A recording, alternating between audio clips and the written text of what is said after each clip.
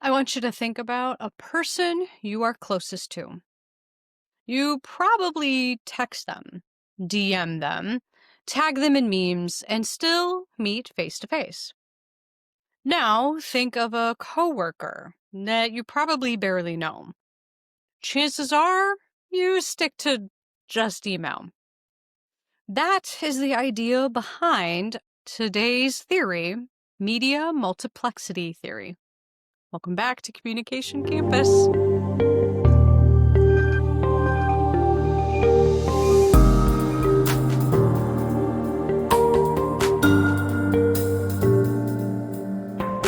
Hello again. This is Dr. Melinda Stewart, and today we are exploring media multiplexity theory, which was developed by Caroline Haythorne Waith.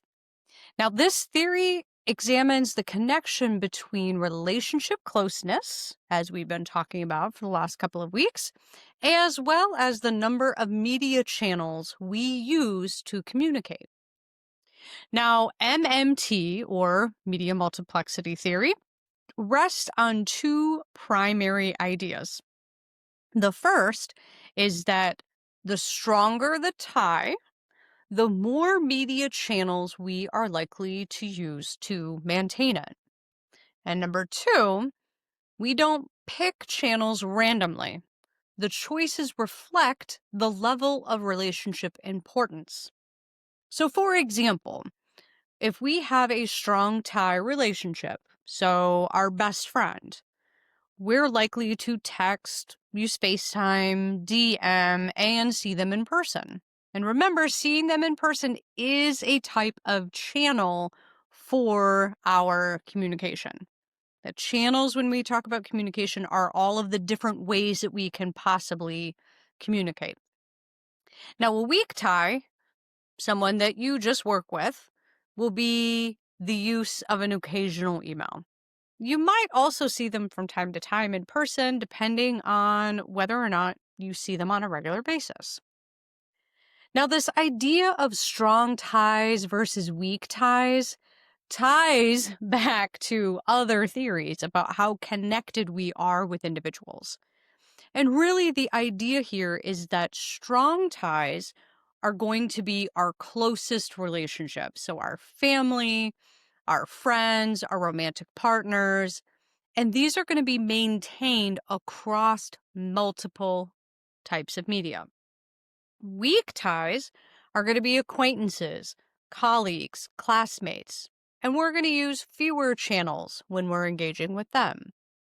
Now, this doesn't mean that weak ties aren't important. In fact, weak ties often provide new information and opportunities and perspectives that our close ties may not offer us. But they don't require the same constant maintenance across multiple channels. So we don't have to use various types of channels to maintain that relationship and that connection. So let's think about this in action. If we have a strong tie, let's say for this example, a sibling, do you text daily? Are you sharing family photos? Is there maybe a weekly video call? And hopefully you're still meeting face to face in person. Now, if we have a weak tie, let's take, for example, a classmate.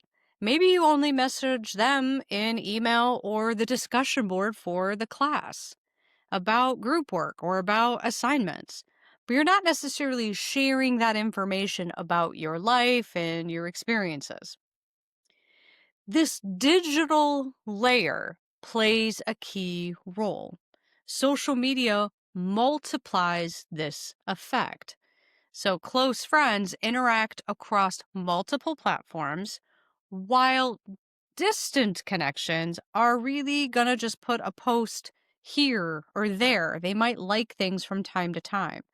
But our closest people, the strong tie connections, are probably liking and loving and commenting every single post that you make.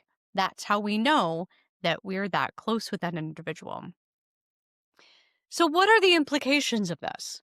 Well, media multiplexity theory highlight the role of media choice in this relationship closeness. It also helps us to understand why technology doesn't weaken relationship. It actually reflects them. It reflects how strong or possibly weak they are. Our strong ties get stronger because they are reinforced across multiple channels. And you might text some topics to that friend, and maybe you only send ridiculous videos on your social media platforms through Messenger or whatever, like I do with my sister. So if it's something important, I'm going to text her. If it's something silly and ridiculous, I'm probably going to put it in some type of direct messaging format. Now, weak ties remain weaker because they're maintained through limited channels. We're not spending that much time, we're not looking across platforms, so it's going to remain a little bit weaker. Pretty simple theory, but a pretty impactful one as well. So, to sum it all up, strong ties are going to use multiple media channels, weak ties are going to use fewer ones. And media choice is really less about the technology and more about the relationship itself. Thank you for joining me for this episode of Communication Campus. And if you are part of one of my classes, this will be summing up our last theory for the interpersonal section. Next up, we're going to be looking at persuasion and theories related to how we are influencing those around us in our social circle. I look forward to seeing you back in our next video. Until then, keep communicating.